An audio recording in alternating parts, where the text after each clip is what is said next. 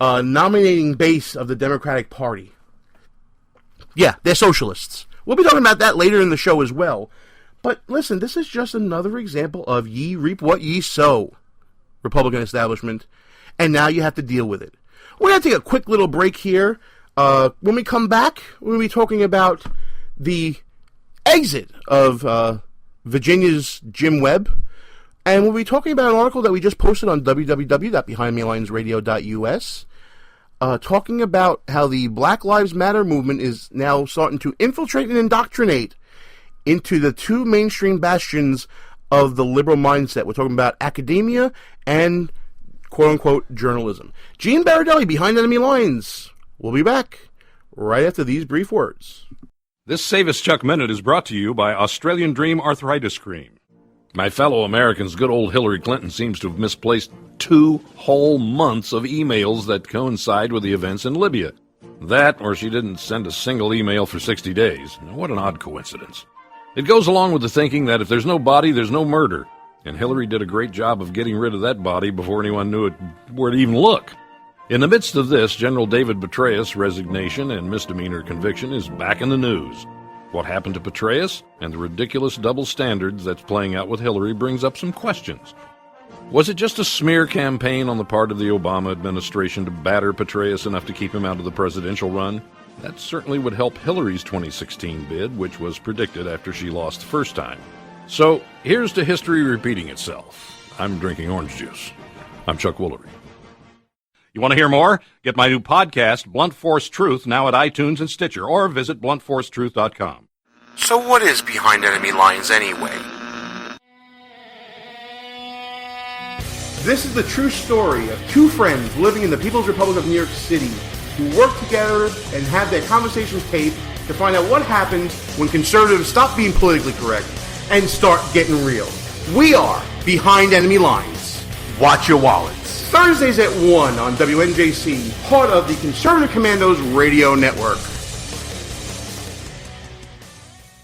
It's important to plan ahead for emergencies, like the storm. When it kicked in, we had a plan. Separated.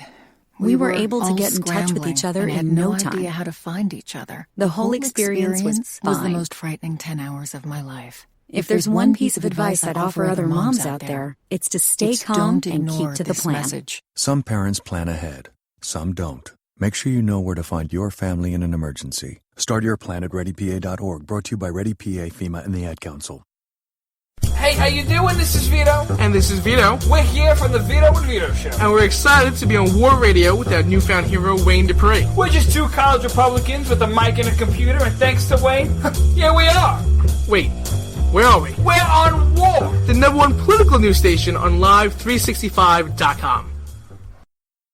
Who might you save? Your mother, your father, your husband, uncle, aunt, son. Learn FAST, F-A-S-T, the sudden signs of a stroke, and you could save. Your friend, teacher, boss. F, face drooping. A, arm weakness. S, speech difficulty. T, time to call 911. F-A-S-T. That's F, face drooping. A, arm weakness. S, speech difficulty. T, time to call 911. The sooner they get to the hospital, the sooner they'll get treatment. And that can make a remarkable difference in the recovery of your neighbor, the waiter, grandmother, grandfather. So learn FAST, the sudden signs of a stroke, then pass it on, because you never know who might save you. Your wife, your colleague. Spot a stroke fast. Visit strokeassociation.org, brought to you by the American Stroke Association and the Ad Council. Behind Enemy Lines. Back on the air. Gene Baradelli back behind Enemy Lines. And folks, another quick programming note. Next week, we got a great guest coming on the show. We are happy to bring you an interview with Roger Stone, former advisor to Donald Trump and author of the new book, The Clintons' War on Women. And believe it or not, folks, you're going to have a chance to get a copy of the book. So tune in for that next week. We'll be explaining more details about that on next week's show. But right now, time to get back to our election 2016 roundup here. Talked about Donald Trump earlier. Let's talk about the Dem side a little bit. You know what? It's a mess over there. You got Hillary, Bernie, and the Three Stooges. Oh, wait. No, you don't. Because you don't have Mo to kick around anymore. Jim Webb is out of the race. He announced it on Twitter earlier today. And, I come not to bury Jim Webb, I come to salute him in a way.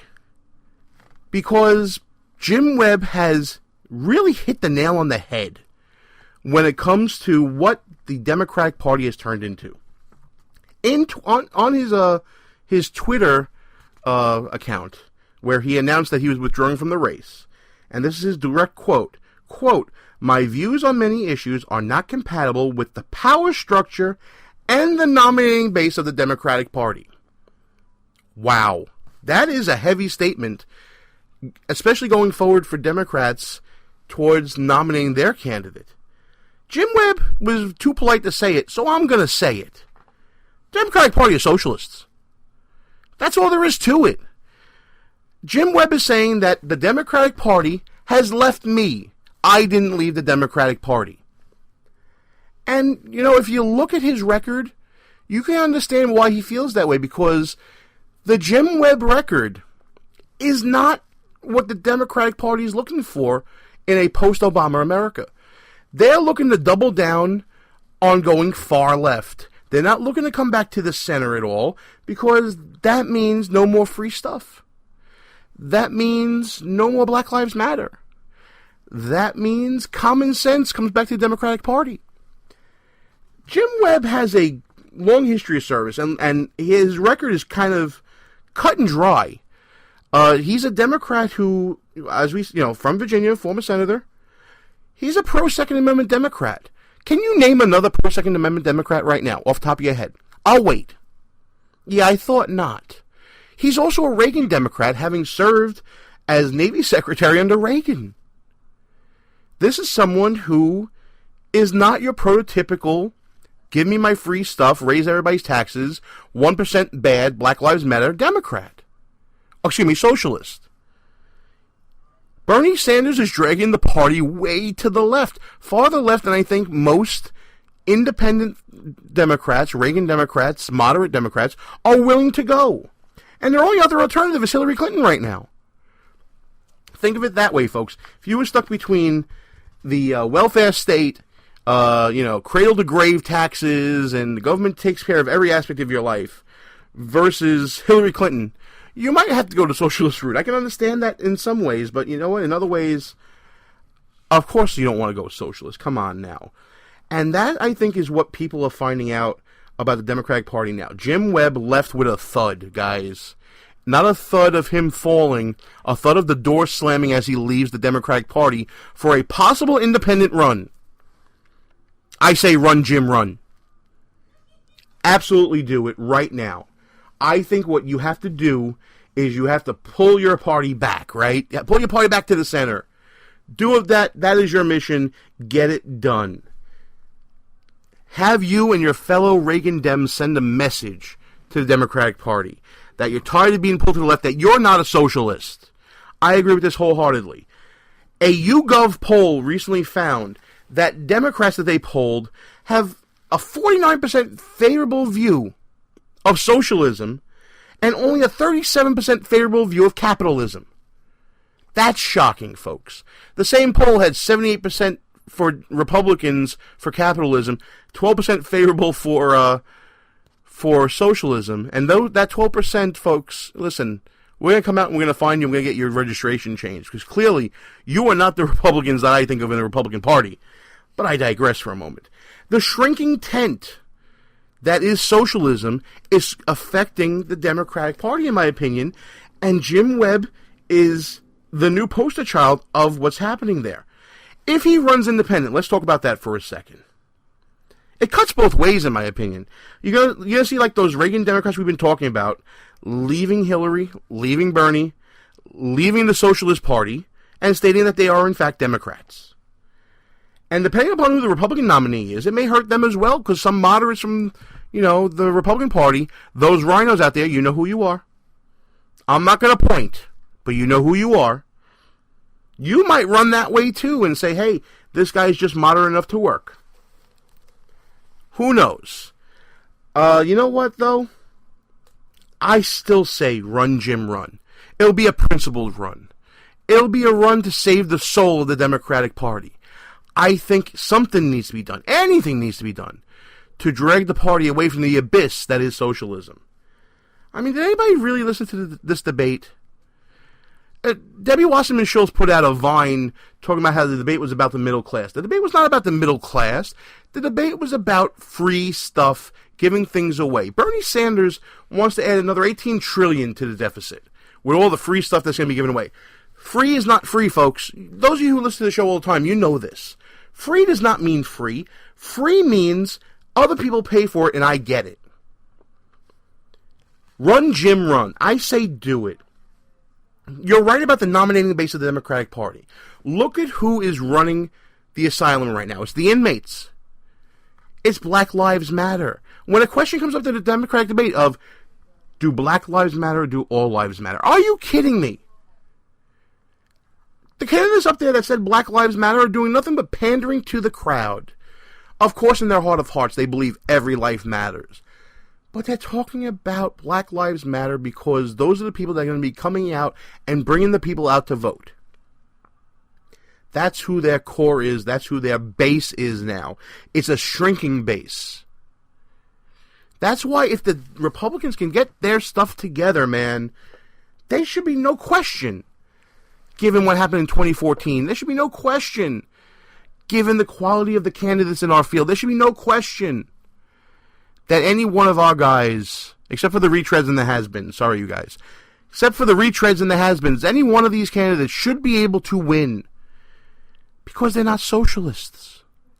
If you make the race about the soul of America, if you make the race about socialism versus capitalism, if you make the race about you deserve to say what happens to your money, if you make the race about you're the one in charge of your destiny, not government, if you make the race about America's greatness is in its citizens making its own decisions, you win.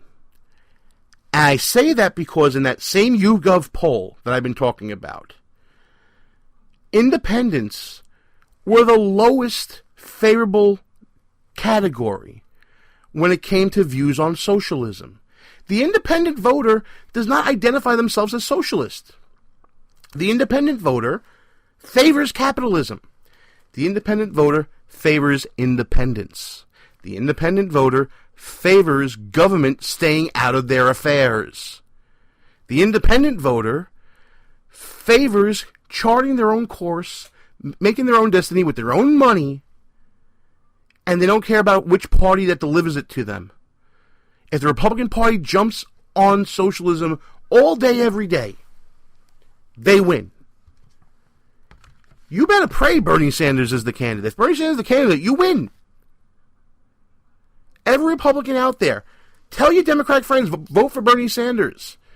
And then, every Democrat out there who got Bernie Sanders in, vote for Jim Webb. Split your ticket. And Republicans win. That's the bottom line. That's one way they can have a path to victory this year, coming in 2016. Run, Jim, run. I say do it. You're absolutely right about your party. The nominating base of the Democratic Party is socialist now. This is a man, again, Jim Webb. He stood on principle. He was critical of the Iraq War. He took a stand. He advocates for veterans' issues. This guy sounds almost like a mainstream Republican. Pro-Second Amendment, like we said.